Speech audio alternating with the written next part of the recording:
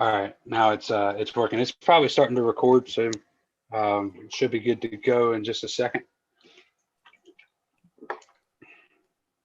All right. So if you're just joining us on YouTube, welcome Patriots. We love you guys. We appreciate you coming out and checking in with our group. We are so blessed tonight to have a special guest with us from one of my favorite companies, from some of the gear that you guys have saw me talk and stress highly that you should have. We think that medical is a huge priority that a lot of people overlook. And tonight we're joined by Mike from Ryker Nylon Gear. What's going on, Mike? Oh, doing good. So we've been talking just a little bit prior to getting on here, and we were discussing Mike's company a little bit, but I think it would be great to revisit some of that and let Mike tell you guys a little bit about how his company, Ryker Nylon Gear, come to be. And also, I'd like to know the backstory on the dog, the little dog image and all that. I'd like to know what's up with that and how you got your logo. So, Mike, if you could give us a little background on the company, man. Yeah, sure. So a little background on me and the company. So anyway, I'm a Michigan boy originally. Came out of Michigan, and I was a lifeguard up there and went into the Coast Guard. I was stationed down in Key West for a couple years, and then Virginia, and then out to California, and then went back to Michigan, went to school, and then went into fixing equipment, just a normal guy after that, and moved out to Arizona. And so out in Arizona, I started volunteering search and rescue, and I ran a German Shepherd. She's still doing good, but her hips ended up going bad. She was trained air scent, and so when her hips went bad, I ended up looking for like what was supposed to be a lighter dog, but she kind of ended up full figured towards the end there, was my Australian Shepherd Ryker. And so anyway, Ryker was a phenomenal, super smart dog. And so she was trained on air scent again. There's a couple different ways to train dogs. You have the trailing dogs that keep the nose to the ground, and then the air scent dogs, which they have their pros and cons. An air scent dog, you kind of set up a quadrant or a coordinate, and you work that square or that area, and then they'll home in on the scent. A trailing dog, you gotta get a start point, and then they'll follow the person's exact movements. And so she was doing really good on air scent, working on cadaver. She'd done 1 or 2 searches, and then she ended up getting epilepsy. And so anyway, had to retire her, and kind of took it rough. I had two broken dogs at the time, and stepped away from running dogs. And that's about when we started the business. So for roughly, I moved out to Arizona in 2001, and I've been going to training classes ever since then. I've trained, I love learning. So anything from survival classes, there's some really good survival instructors out here, firearms, medical, just all that stuff. So I've been training throughout the last 21 years, and a lot of the friends I've made have been at training classes. And so training classes, I don't know how long you guys have been training, but training classes were quite a bit different back then. A lot of it was industry people, and just a few civilians / citizens would attend. And so one of my really, really good friends that I made over that time was Chris Lapre. And so he's a lieutenant down here. He runs SWAT team and NARC and all kinds of stuff now. And so we used to train quite a bit together. I attended a lot of his classes. And so we'd be out shooting and doing drills. And one of the days we were doing drills, and we decided to incorporate some tourniquet drills. And so we had to go back out to the cars like 50 yards away, dig through our stuff, try and find our tourniquets, and all that stuff, and then walk back out. And started this whole discussion around that's pretty unpractical. And so he was actually task forced with the test with the DEA at the time, working undercover. So he was looking for a way to carry med gear undercover.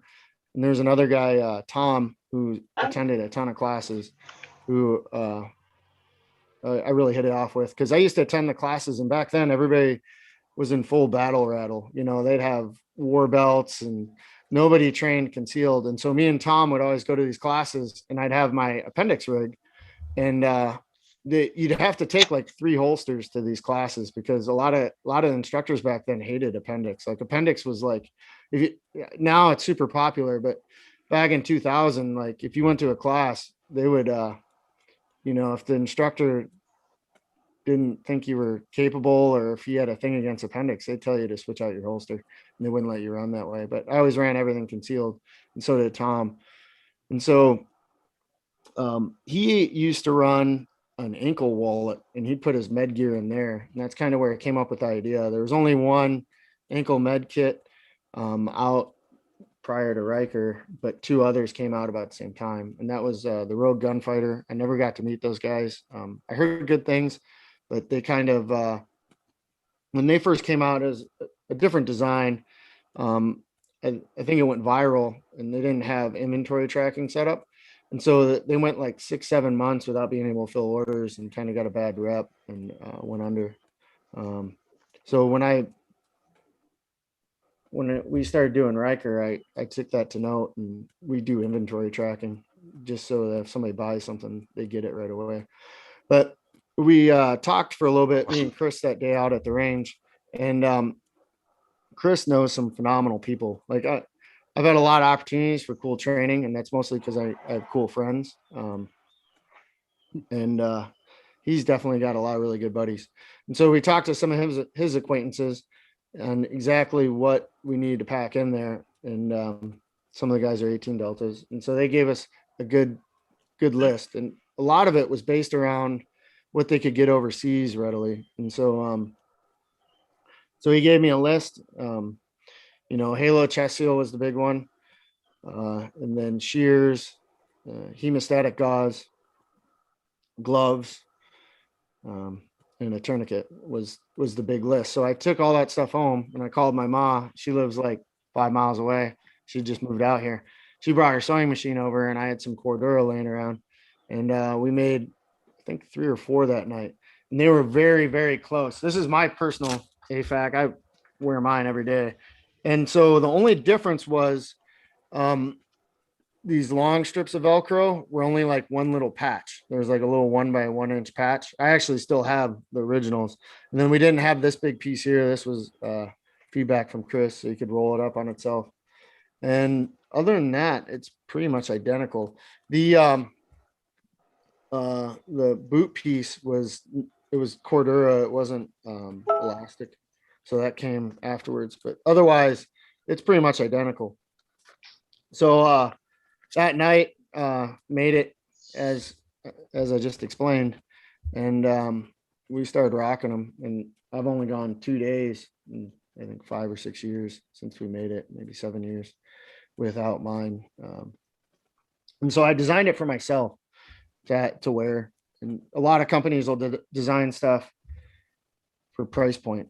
And so I wanted to make it for myself and rock it. So we had 2 overseas in Afghanistan for guys that were working plain clothes that were friends within, I think it was less than a week. And Chris was rocking his, and there was a couple other guys. And so everybody was using theirs for about a month. And that's when Chris came to me and said, "Hey man," he works with a lot of companies. And he said, somebody's either going to see it and steal it, or you can, start a business and start making them, or you can, we can try and sell it to somebody and sell the idea and go that route. And I just gotten out of search and rescue, and I had a little bit of free time. And so I said, you know what, I'll look at starting a business, and we'll go from there. And so anyway, I researched it out, and I did all the legwork ahead of time. I found a sewing manufacturer out in Phoenix, Spectrum. They're no longer in business. Unfortunately, we got big right about the time they went under. If if they had waited probably another month or two, we would have been able to keep them going. And then went into, doing the initial patent to get patent pending, and then started building out the business and like looking into, how to do the LLC and the website and everything like that. And the way I built the company, I built it to where I only needed to sell one AFAK a month to keep it successful. So I wanted it to be extremely lean. And so the operating cost per month is like $20. And Nice website and everything like that. So anybody out there, if you got an idea, you can do it. So if I can do it, you can do it. And awesome. So Mike, how many years have you been doing it now, man? Total, would you say? I think it was 2015. I think it's been 7 years. So, and when I first came out with the ankle rig, the guys that were really keyed in overseas loved it, but people in the US, like citizens that would go to gun, these training events and everything, they thought it was the stupidest thing ever. Like, who needs medical? I got a gun, right? Yeah, like everybody needs medical. And so the only people that were really preaching it were, Kerry Davis, and then James Yeager was, one of those were the two people that were really preaching it. But a lot of people were, just thought, I got a gun, I got a hammer, and every problem needs a hammer. And so we just hit it with a hammer. And so I went to one event, and there was some bigger guys there as far as media, and they thought it was the silliest thing ever. And so then unfortunately Vegas happened. And once Vegas happened and everybody realized that, I may not be able they needed something to plug holes with. Yeah, he needs something to plug holes with. And so then it really changed things. But that's kind of been how it started out. The AFAK's been about the same ever since. A lot of things, like when it first came out, there's 3 that came out. So there's Wilderness Tactical, phenomenal people out of, I think it's, or Wilderness, I forget their last part of their name. They're out of Phoenix. They make the belts, but they're phenomenal people. They came out with their version of an ankle med kit. US Palm, unfortunately, they're not in business anymore. They're really good. They're kind of friends of friends, and real good people. Unfortunately, they're out of business now, but they had a med kit. And so and then I came out with the AFAK. And so the big difference was a lot of them hadn't had retaining straps for gear. So I wanted this because, kind of based on my background, I've always got a ton of hobbies. Like I go backpacking, and for 10 years, I only had a motorcycle. So if I didn't have it on me, you didn't have it, and stuff like that. So I was always worried about losing my gear. And so, plus a lot of the stuff's pretty expensive. You lose your hemostatic, you're out $50, not everybody can take that hit. Oh yeah. Time. And so, the straps was a big thing, and the other ones didn't really have straps. And I heard initially, like, some people had bought the other ones, and they'd be in like foot pursuits, and next thing you know, they're leaving a trail of a couple $100 in gear behind them as they're running. And then the other big thing was the chest seal pouch. So I know you guys talked about it in your review, but the chest seal pouch is huge, and that's to keep it from, you nailed it when you did your review. It was so that you could keep the bulk down, so it wasn't as thick. Yeah, I work a main job. This is not my main gig. It's not a hobby. We take it very serious, but my main job's really industrial, and I'm going up and down ladders and all kinds of different places. And so I needed it to be thin and not bulky. And so that's why we designed it to where it won't catch on stuff as you're going up and down ladders, or if you're getting in and out of cars or things like that. And so we didn't want the chest seal to be all bunched up. Now, a lot of times you won't see that I came up with this pouch. This is kind of all our idea, but this is expensive to make because in order to manufacture it, you have to manufacture it a certain way, and it takes additional time, which is money. Because when it comes to textiles, even though ours is all US made and everything. The materials is a fraction of the cost compared to the labor. Labor's where you run into a lot of the cost here.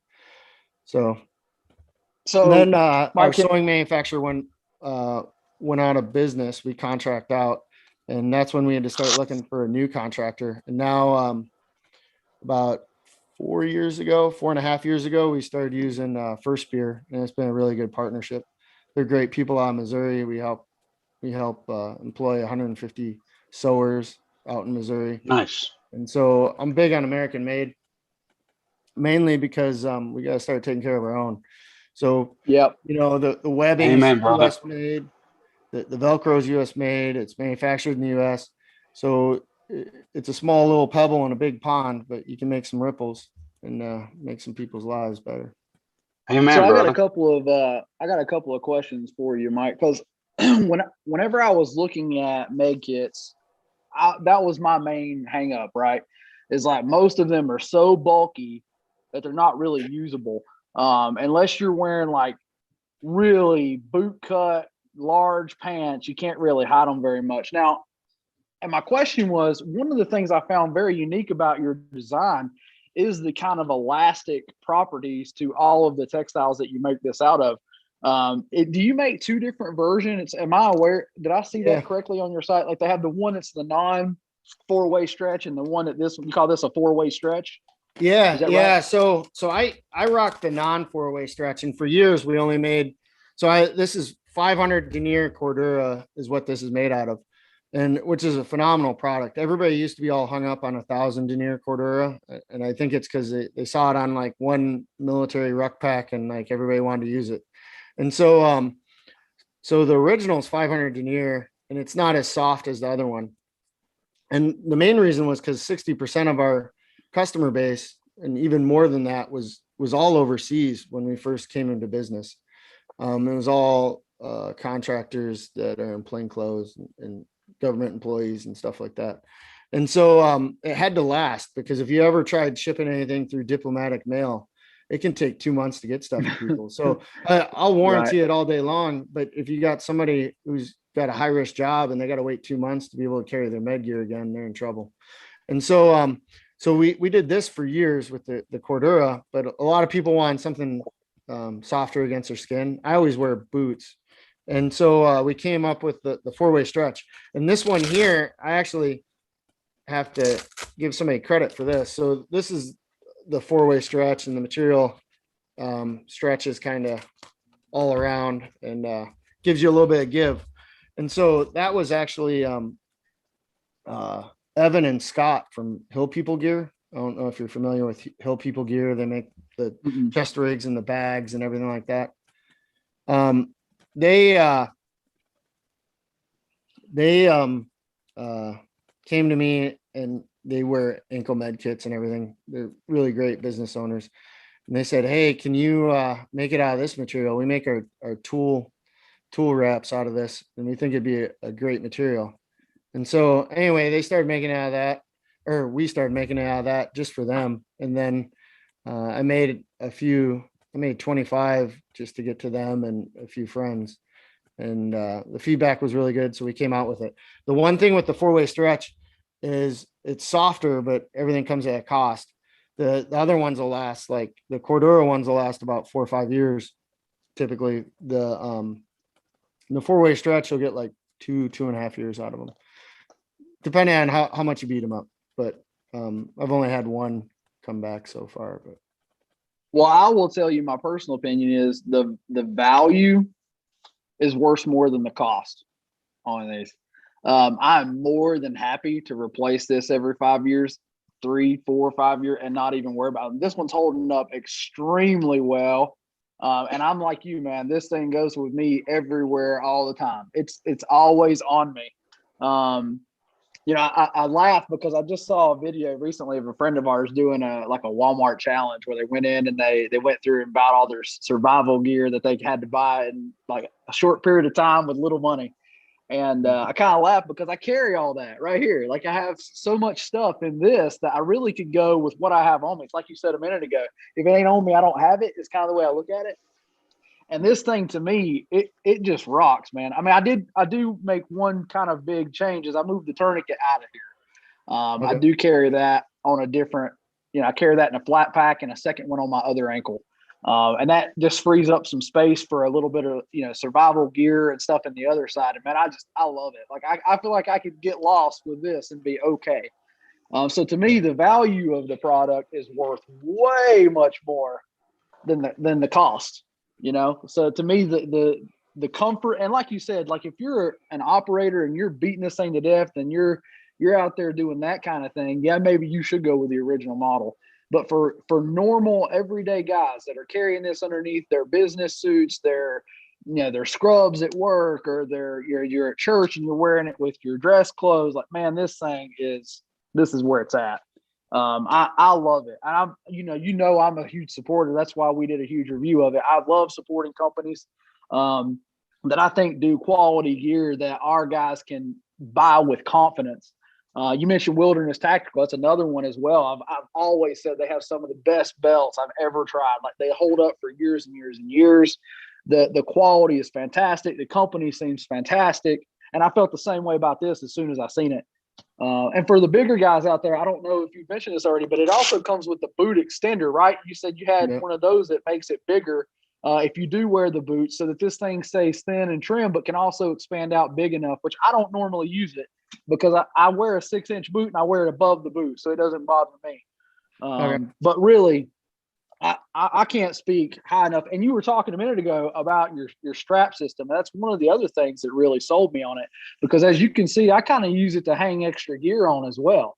I can keep a flashlight and other pieces of kit kind of just strapped through there that I can get off and on very quick and easy without having to tear into the med kit.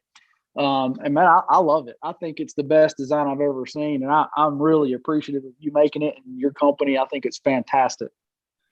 Yeah, thanks. Thanks for the feedback. A lot of people, when it first came out overseas, it wasn't even used for med gear. A number of people, they used it for carrying things for sensitive site exploitation, SSE, which I don't even know exactly what they carried in it, but that's what kind of got filtered back to me. So when they'd go into a site, they carried things in there to be able to gather information and intel. But so anyway, it's got a number of uses. There's a lot of people that use it for other things other than just medical gear.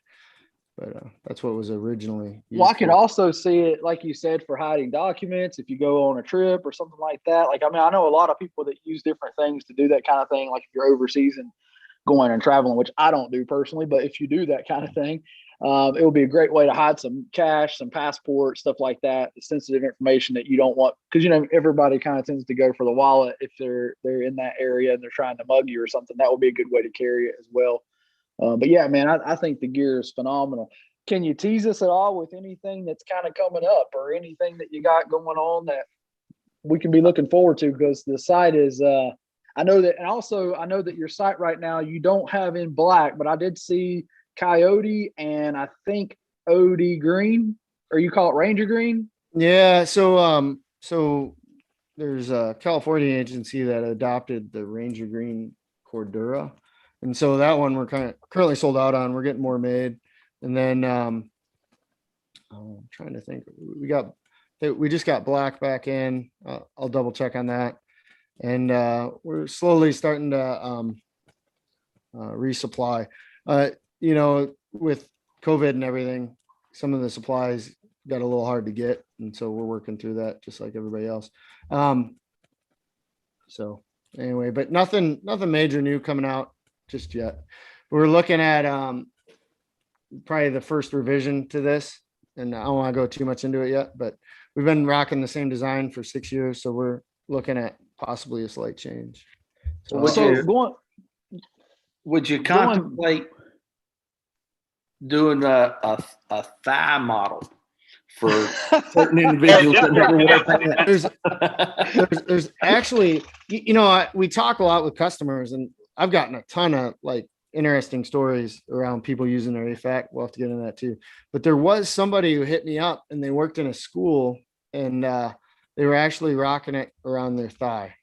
That was years and years ago. But They couldn't wear it on the ankle, and I think it was a lady, and she was wearing it around her thigh. And it Yeah, was my small enough to thigh's where- probably a little bigger than hers, though. Yeah, I don't know. We may have to look into that. We made a black and purple one for a little while for the Well-Armed Woman, and Oh yeah, they're a phenomenal group. So Right. I don't know if you've dealt with them at all. a little bit. Well, I think on the personal side, man, We have just, recommended some of their gear. yeah. So some of the stuff that I've just kind of keyed in on is on a personal side, man. It sounds like you're into training a bunch, and another thing we love is that you train as you would carry every day. So that kind of resonates with us. It's something we preach all the time in classes and things. So kudos to you, man. Thanks. Yeah. And a lot of times I go to a lot of cool training that's just for officers, because I'll be a role player. They need somebody to practice on and stuff like that. And then I'll bring along, I have a whole Pelican case of gear. And so it'll be either a rifle class or a night vision class or something like that, with usually firearms instructors or SWAT team members from different agencies. And so I'll bring my medical gear along, and we'll do a quick, stop the bleed, or show them how, I have some pretty good fake blood, show them how fake blood looks under night vision, and with IR illuminator and without an IR illuminator, and on different colored gloves and stuff like that. And I've made my own wound pack trainers and everything like that. So just kind of Nice. volunteer a lot. And when we go there, we donate a lot to officers, because there's a lot of officers that don't make hardly anything for money. And so we'll You know donate. what that's and then- like? I've been there. Patrick Woods knows something about that. Yeah. I've And been so- there, man. And then help them out with their kits too. Sometimes I'll say, hey, show me your med kit. And so we'll go through it, and, tourniquets won't be pre-staged and stuff like that. And so go through and kind of show them how to get their gear in order to where they can use it quickly. You may have convinced me to order one for my resource officer at school. Oh yeah. And I'll give it to him as a gift or something, because, found out my bud doesn't even carry a tourniquet. He carries it in his battle belt, and that's in the trunk of his car. So I did give him a lot of good is doing there. Exactly. So I did give him a tourniquet already, but maybe if I gave him that, because I've not noticed him carrying the tourniquet yet. So Yeah. maybe something to carry it in, then he'll do it. Get us the info, Jerry, and we'll donate some stuff for him. That's awesome. All right. Mike, you're doing a good job, man. You have silenced the peanut gallery on YouTube. Not That's a going on. difficult thing to do. Some of our usuals checking in. It sounds like the weapons junkie carries, or at least has one of your rigs. So that's awesome. He just recently came to a rifle class of ours, so he's a good dude. Thanks for the business. I did look on one of your last podcast video, and I think it was a guy with the name Get Her Done or something like that. Anyway, he had put a comment in there about things you don't skimp on, and he had in there warm weather clothing. And I used to backpack a little bit. That was like one of my hobbies, and I couldn't agree more with him. If he's listening. Yeah, so. that may have been Brian. I know Brian Norris, Rev to the Limit is his moniker. He is a friend of ours, and also we call him the Rev. He's like the Reverend of the group, and he is really big into outdoors and stuff like that, as all of us are. All of us are hunters, fishers, hikers. Like we live life outside of just the training industry. And but you're right, all of this kind of carries over into all of that, right? Like if I'm backpacking, having solid medical gear is a good thing. Having good clothing that you can stay safe in, that becomes a shelter if you need it, huge. I think it's awesome that you see the value of training. And I tell people all the time, like, it does very little good to have one of these if you don't know how to use it.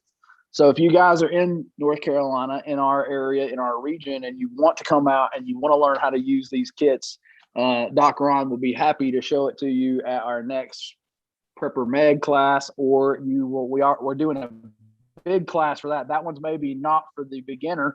You can take it as a beginner. Don't hear that wrong. It's just that if you want like an introduction on just how to use this, our low light medical combo class would be the way to check in with that. And you get all the stuff to stop the bleed. We do MPAs. We do basically everything you're going to carry in this. We're going to cover and show you how to do it. But if you want to dive even deeper in that, we need to shout out to Ron. He's not here tonight to kind of do his Prepper Med shout out. But that class, if you're in the area, is going to be phenomenal. It's just all the things that you want that you can't get anywhere else, maybe. Ron's going to be the one to show it to you. So we're super excited to have that. You guys, if you want to train, you should get out there. Learn how to use this stuff. It does you zero good. It's like a gun. If you just go buy a gun, it's kind of useless to you. You need to get out and train, learn how to use this gear. It's kind of worthless to you. Which I think Jody just said Upper South Carolina too. Easy drive. Yes, it is. I always forget our South Carolina guys. They're pretty close. Also, some of the Tennessee area, you're close too. Virginia, they're only about an hour and a half out. Yep. If you're anywhere close to Western North Carolina, we're kind of in the center of all that. So you guys reach out and we'd love to have you in class and teach you how to use some of this stuff.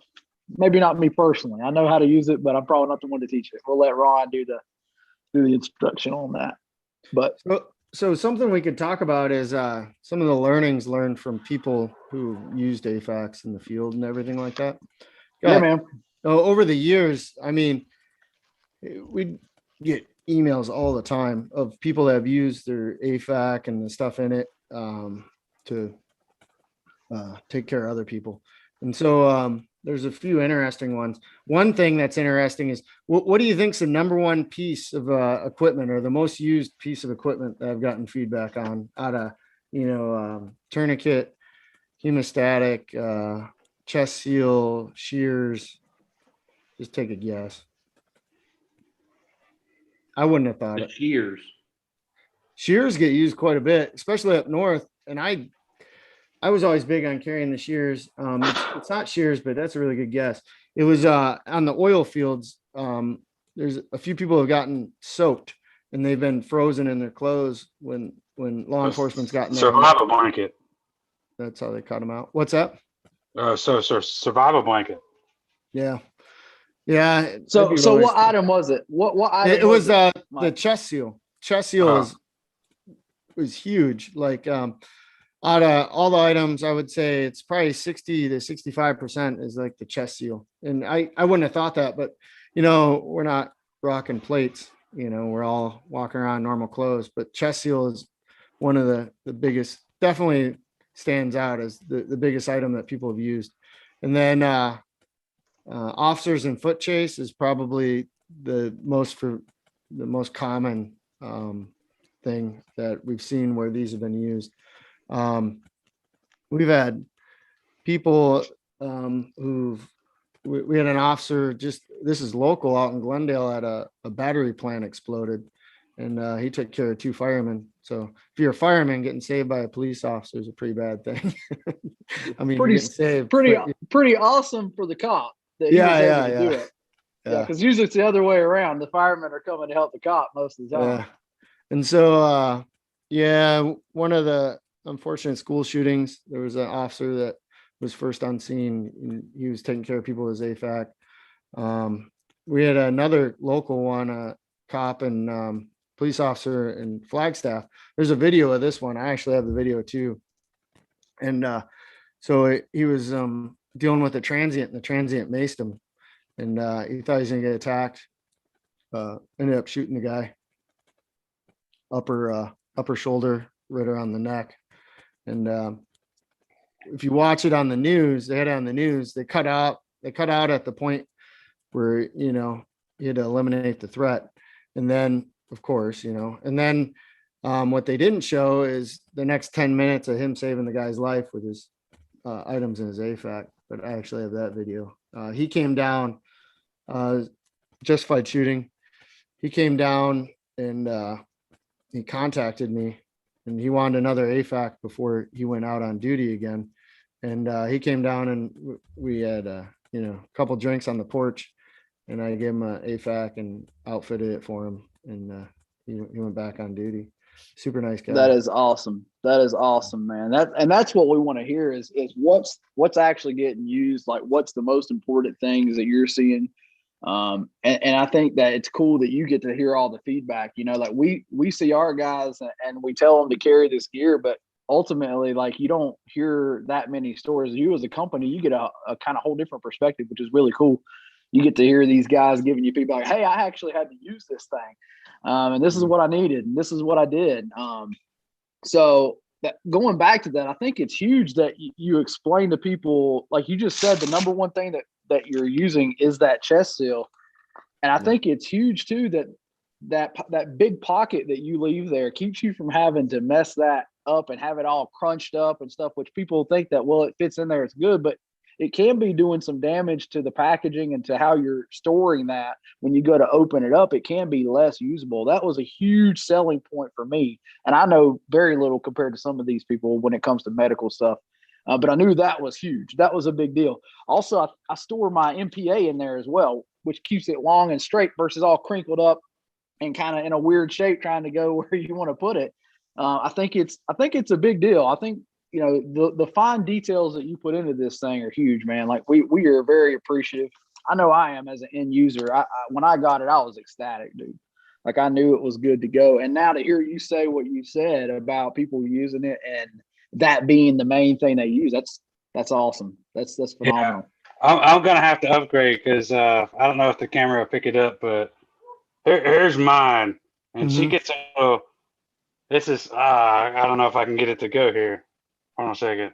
I think I saw it in the too many. Yeah, well, it's been upgraded a little bit, but long story short, I got the War Poet AFAK, and the biggest thing is you know, even going back to the video that we did, your pockets are fairly deep. They're fairly uniform, versus, you know, the War Poets. I mean, I got stuff sticking up. I got to wear like super long socks just so this stuff doesn't kind of cut in into my leg. It gets rather uncomfortable. I got a funny things like story that. about that Warrior Poet one. Yeah, pretty good story. Well, let her rip, man. Let's hear it. All right, I'll get into this one. I probably should avoid this, but whatever.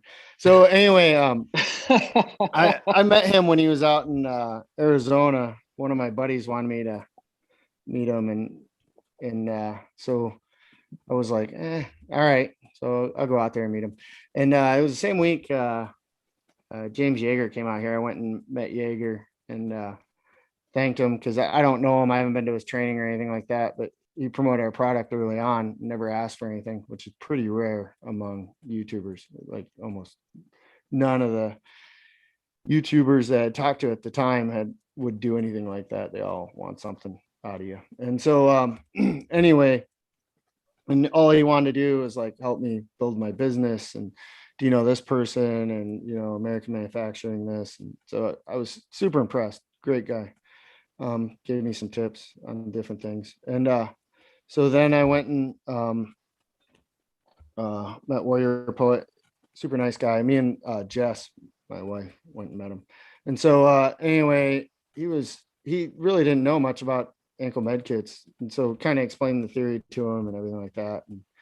And he was interested in doing business with us. And like I do with all trainers, I mean, we donate a ton. So I had given him one and said, hey, you know, try it out, let me know what you think and everything. And we were kind of negotiating on him selling ours. And eventually it just didn't seem like it was going to work. Nothing bad about him. Just sometimes, you know, as a business owner, sometimes it's better to say no than yes. And so it just didn't seem like it was working out, you know. Seemed like a good dude, but it must have learned a thing or two from the one I donated to him, because they came out with, it was less than, I think, a week or two after it said it wasn't going to work out. That's when they came out with that one.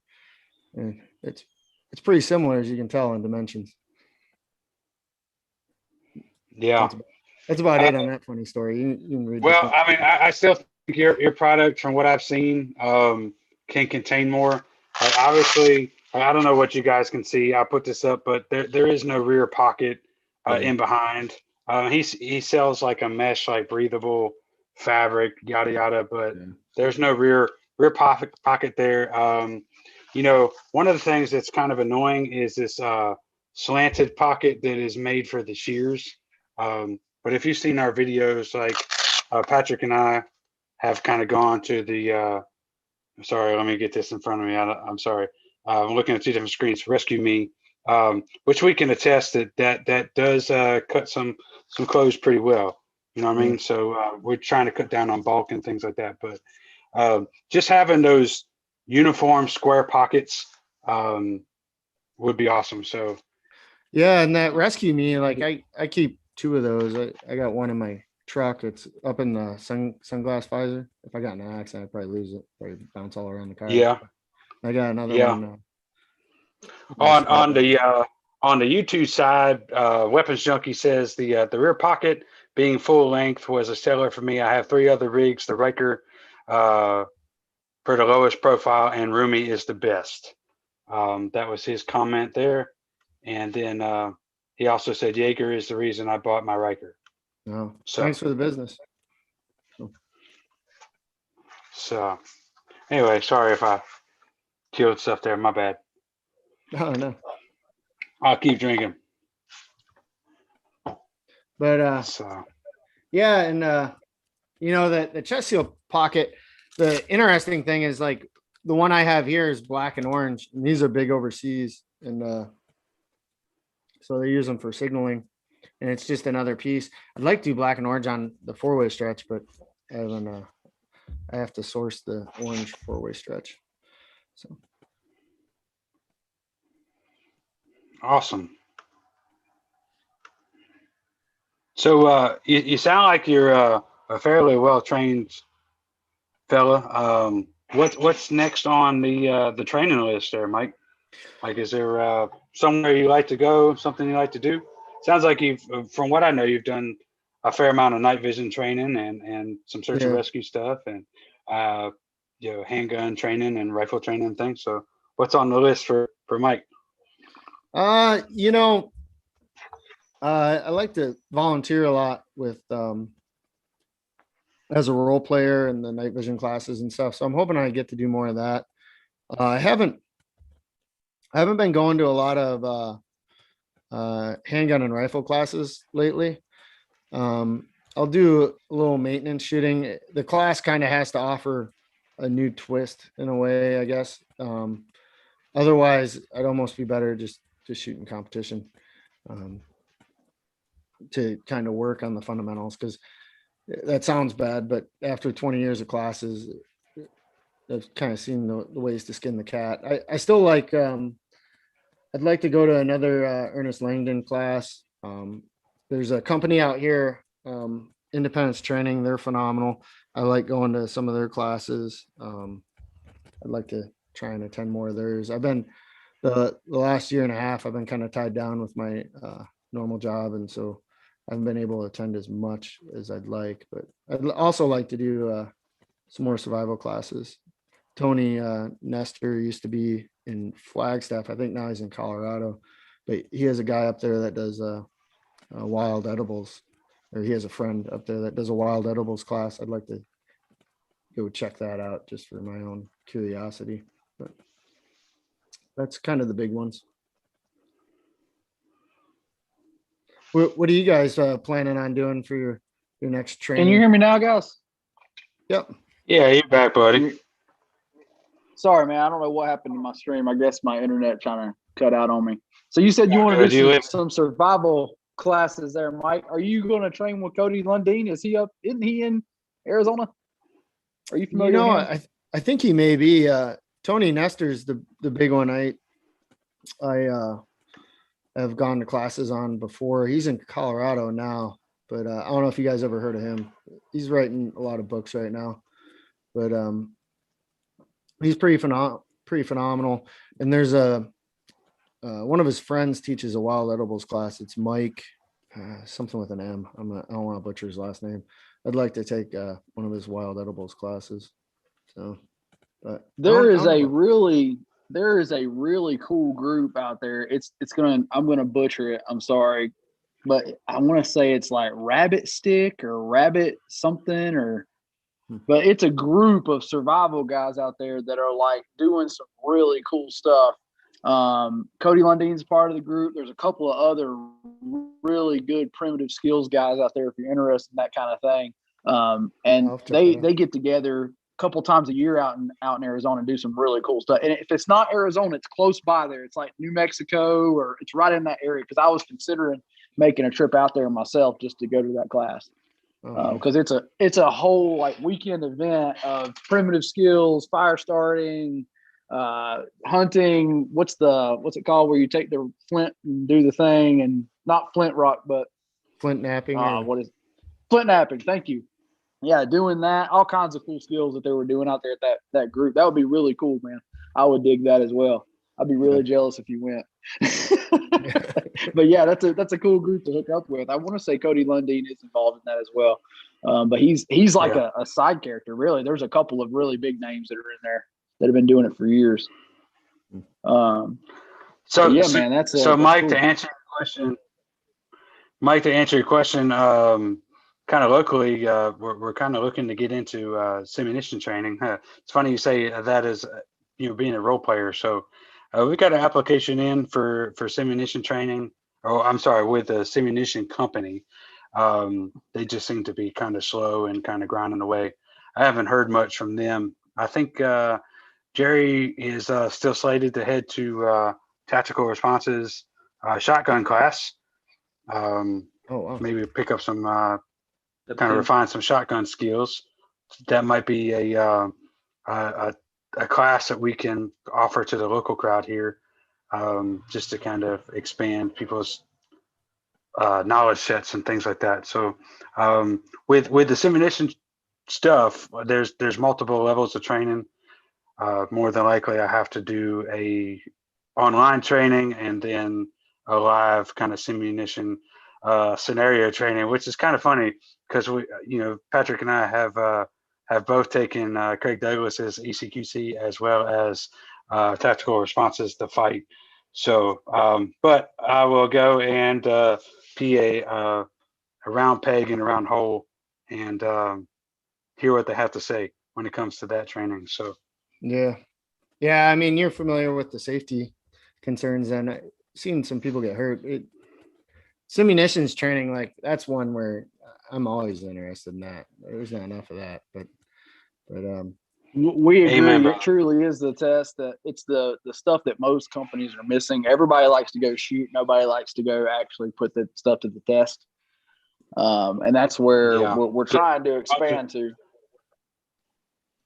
Get a bunch of hurt egos when you show up to simulation training. I know we were in Camden, Tennessee, probably like the 17th or 18th of March, and I still have some marks from some of those sim rounds out of a rifle. So definitely. I sent you that photo after 3 days of getting roughed up, and that was going against it was a ATOA thing where I was role playing against SWAT teams, and they were using night vision and rifles and doing soft contact and everything. And I'm walking around with a pistol and nothing else. And and I got pretty banged up. It took like 2-3 weeks for everything to heal up. So. Well, we made the mistake of training 2 very difficult classes basically within like 2 weeks of each other. And I was still mostly injured and beat up. We made it to the second class. So we feel your pain, man. It was definitely, and you was asking about our training. We do our training kind of early in the year, so we free up the end of the year for our own training stuff that's going on, because we're pretty booked up during the later months of the year. So we try to go generally in the first part of the year to kind of get our training done as quickly as we can. But yeah, man, like this last year was the force on force year. Like we've been really trying to get into that mindset and trying to build that skill set for ourselves as well. So it's been a good year. It's been very, very enlightening, but also it's been a challenge just trying to get to that many back to back. And we love the fact that you role play, because you get to see so many different aspects of it. You can learn a lot as a role player that you can't see when you're taking the class, which is huge. So we do plan on doing some role playing and stuff ourselves as well. Yeah, and it's difficult to because if you're gonna do it well, you got to like check your ego and not game it, as the role Yep. player. Otherwise, the people aren't getting any good training, as far as the people attending the class. So it's a challenge at times. I'll admit that there's one time I can remember where my ego got the best of me, and I tried to game it a little bit, but solid tactics won. They beat me up pretty good. Yeah, I'm surprised Jason Rapport isn't on tonight. He's role player extraordinaire. And he role plays man. up at Tactical Response. You said that you had not ever trained with James Yeager, but you are aware he was one of the big ones in the industry pushing medical first and that kind of thing. And we agree. And I will say, like, he's been kind of a mentor to our group. We consider him like family, man. So he is good people and worth the train. It really is worth it to get out there and see him, especially see how he's doing things. And we even train still with everybody. You know what I mean? Like we tell people, like, you're going to get a little something different from everyone. But it's cool to hear you say, because I a lot of times people will talk a lot of smack about James, but he was one of the first in the industry to do a lot of things, and we're appreciative to hear you say that he was one of the first that you heard talking about medical. I mean, it really is, like you said, it wasn't a cool guy thing. It's still kind of not. Everybody will go spend lots of money on their other gear, but when you start talking medical to them, their eyes glaze over and they don't like the cool kids. It's not the cool kid stuff, Now it's starting to catch on a little bit. But I'll be honest. I never heard of Ryker. I didn't know who Ryker was until an alumnus of Tactical Response told me who they were. And after that, I was like, man, that's what I've been looking for. Why have I not seen this before now? And I kind of missed the story because I was fading in and out over the War Poet stuff. But I will say there's a difference. There's a difference in the quality of the two. And Matt wouldn't be upgrading if there wasn't. And I might say that this all transpired in the team room at Tactical Response. So, Patrick had an opportunity to wear like Alco's version, War Poet's version, and then our buddy Steve hooked him up with the Ryker Nylon gear, and he put that on, and it was just like within immediately. Probably he was like, "Yeah, this is it. This is the one." So, yeah, I've never trained with James, and I've heard people talk smack or whatever. I'm usually pretty quick to tell them my experiences. I don't know anything about the past and all the other stuff, but I just know when I deal with people and how they treat me and stuff, and so I'm pretty quick to share that side. Well, we can tell you personally. You're not going to find a more community-oriented, giving type of person than Yeager. I mean, it kind of pissed me off. Last time we were there, we were actually in the Camden Walmart and kind of rolling around. And you know how all these different areas have their own Monopoly games. Yeah. And Tactical Response did not make the Camden Monopoly game, and it kind of irritated me because there's no way that Camden, Tennessee would be what it is without James Yeager. So that's just my 2 cents. Just don't say that. Just don't say that in front of him, because he doesn't like that. He's very humble, even though he seems like the ego is huge, but he's very humble. He would not like to hear us say that, but really the dude, he'd tell you to keep that quiet. He's got a reputation to maintain, right? But dude, so what's awesome. Some of your guys' favorite classes you've taken in the past? Like, if you look back, what's your 2 favorite classes or 2 favorite instructors? Or the ones we just took were pretty hard to beat, man. Like, it's really hard to beat ECQC and the fight. Like, those 2 are kind of it's not for everybody. I'll be honest. It's like you said, you got to check your ego and you got to be there to learn. Like, you got to be there to get better and have a certain mindset, or it's not going to help you. You're going to miss the whole point. But those 2 were probably the 2 best classes, but the real game changer was for our whole group, because we went as a group for the first time to fighting pistol. So it's hard to say that James didn't have a huge impact on us. We've been training together and doing the business thing for a while before we actually met James. But I knew that that's where I wanted to go train. I was like, man, we all need to go there. Like that's where we need to go. And we pointed ourselves in that direction, and man, we haven't looked back. Like once you go there and you train just one class, you're kind of, you understand the reason people go there, you know, the reason there's such a huge following.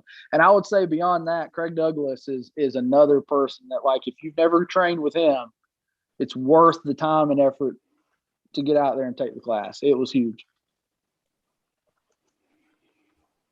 For different reasons, though, Craig is crazy calculated.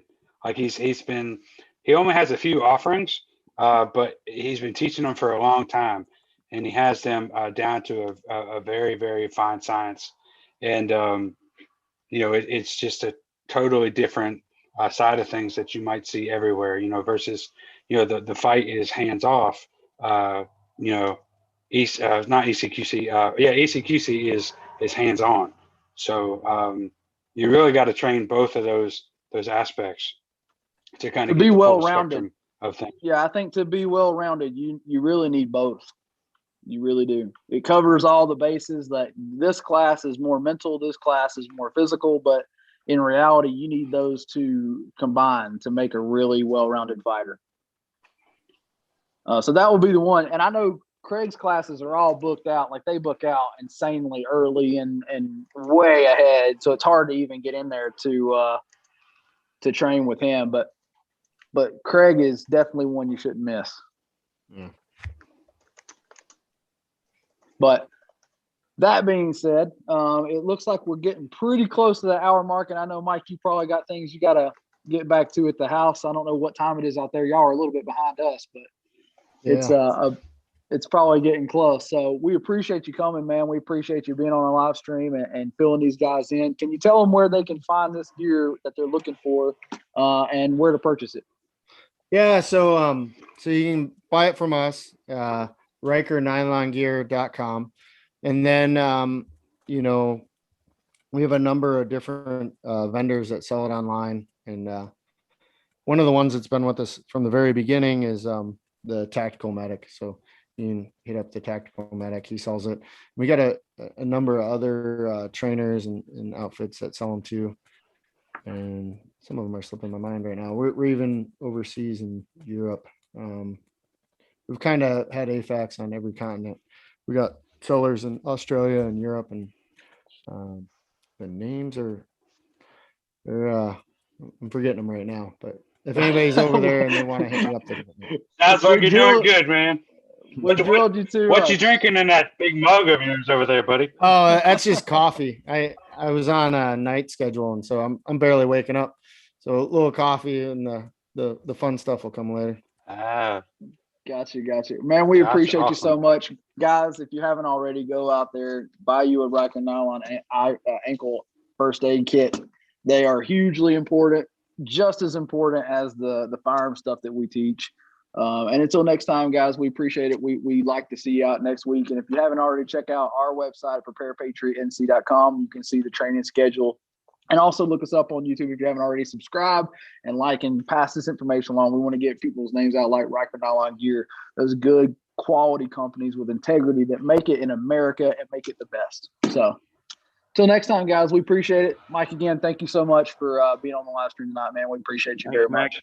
No, thanks. Yeah. Appreciate your time. If you guys, if you stay tuned, I will end the YouTube live, and we'll just be on Zoom. So everybody out there, till next time, carry